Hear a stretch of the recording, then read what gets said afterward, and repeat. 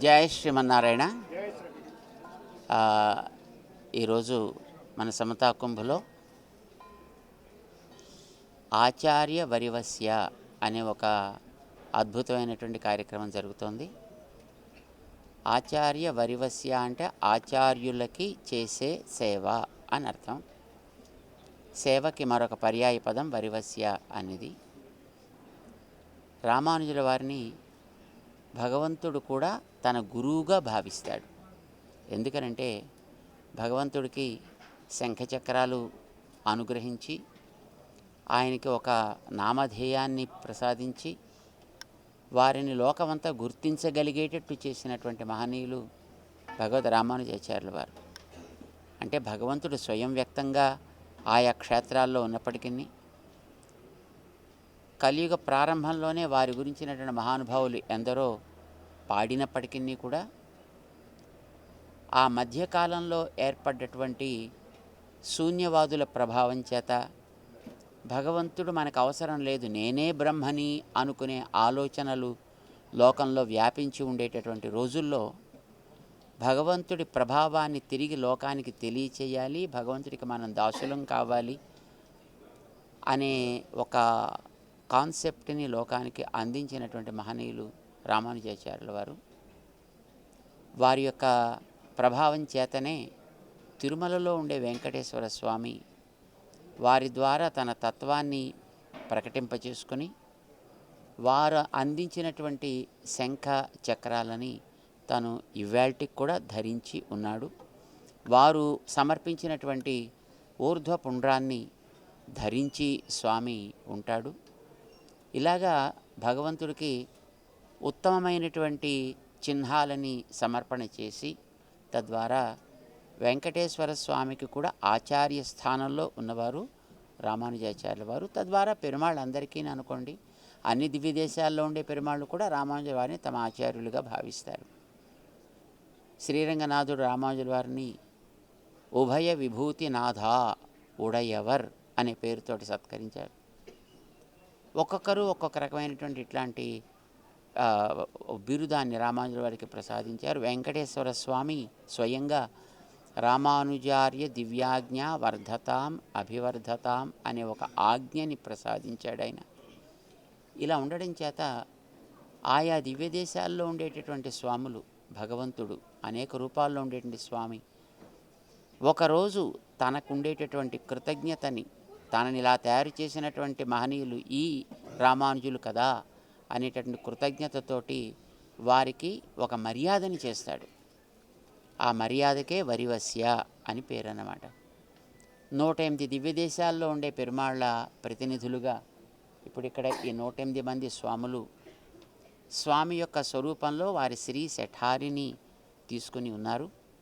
ఇప్పుడు వీరు క్రమంగా ఇక్కడి నుంచి స్వామి రామానుజుల వారి దగ్గరికి వేయించేసి అక్కడ రామానుజుల వారికి మర్యాద చేస్తారు. రామానుజుల వారు భగవంతుడు తనని ఆచార్యుడు అని అనుకున్నా తాము మాత్రం దాసదాసుణ్ణి అనే భావంతో వారు ఉంటారు. వారు ఆ కృతజ్ఞతా భారంతో తిరిగి ఆ పెరుమాళ్ళకి తమ సత్కారాన్ని వారు సమర్పిస్తారు. ఇది ఒక అద్భుతమైనటువంటి ప్రక్రియ. ఇది మన క్షేత్రంలోనే మనం ఇక్కడ చూడగలుగుతాం అన్నమాట. సమాజంలో గురువు యొక్క స్థానం అది చాలా ఉన్నతమైనది. అంటే వాడు ఎవడైనా ఒక గురువు లేనిదే వాడు రాణించడు. ఈ మాట చెప్పడానికి భగవంతుడే అంతకుముందు రాముడుగా వచ్చినప్పుడు, కృష్ణుడుగా వచ్చినప్పుడు తాను కూడా ఒక గురువుని ఆశ్రయించాడు. రామచంద్రుడు ఉన్నాడు అనుకోండి, ఆయన వశిష్ఠుడిని మొట్టమొదటి గురువుగా స్వీకరించాడు. తర్వాత విశ్వామిత్రుడిని మళ్ళీ తనకి ధనుర్విద్యని నేర్పిన ఆచార్యుడిగా స్వీకరించాడు. శ్రీకృష్ణుడు గర్గాచార్యుల వారిని స్వీకరించాడు, సాందీపని మహర్షిని స్వీకరించాడు. ఇట్లాగా భగవంతుడు కూడా ఆచార్య ప్రభావాన్ని చాటాడు. భగవంతుడు అంతటి వాడే ఈ లోకంలోకి వచ్చినప్పుడు ఆచార్యుని యొక్క మహత్తని తెలుసుకొని వారి విషయంలో వినయంతో విధేయతతో ఉండాలి అని అనుకున్నప్పుడు ఇక మిగిలినటువంటి వాళ్ళు లెక్కేమిటి కనుక వాళ్ళు కూడా ఈ పద్ధతిని గుర్తించాలి. అయితే గురువు అనేటటువంటిది ఎవరు అనేది వాళ్ళకి అవకాశాన్ని బట్టి వాళ్ళకి లభ్యమైనటువంటి వ్యక్తులలో ఉన్నతులు ఎవరో వారిని స్వీకరించి వారి ద్వారా ఆ ఉత్తమ మార్గాన్ని అవలంబిస్తుంటారు.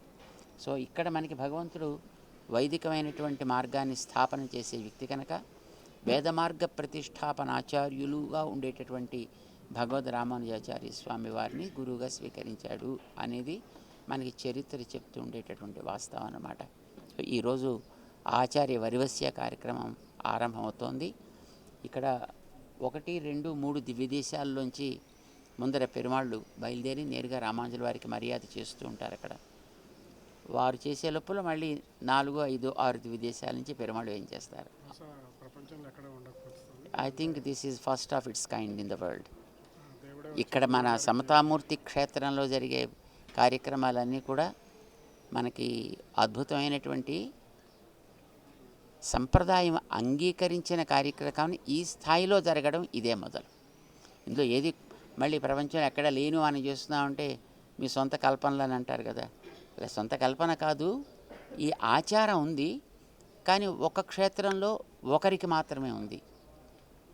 కానీ ఇక్కడ 108 మంది ఒకచోట చేరడం చేత, వారి మధ్య ఆచార్యులు ఉండడం చేత వారు సాగించేటటువంటి ప్రక్రియ అపూర్వంగా ఉంటుందన్నమాట, అద్భుతంగా ఉంటుంది. అది ఇక్కడ విలక్షణత. ఇప్పుడు రేపు 15వ తారీఖు నాడు మనకి 108 మంది కళ్యాణాలు ఒక్కసారి ఒక్క వేదిక మీద. అలాగే సాయంకాలం గరుడ వాహనం మీద దర్శనం ఇచ్చిన పెరుమాళ్ళకి ఇప్పుడు ఉదయం పూట తిరుమంజనం జరుగుతుంది, అభిషేకం ఒక్కసారి 19 మందికి. ఇది ఒక అపురూపం అన్నమాట. మామూలుగా వాహన సేవ ఎప్పుడు జరిగినా తిరిగి రాగానే అభిషేకం జరగడం అనేటువంటిది ఎప్పుడు ఉండే ప్రక్రియ.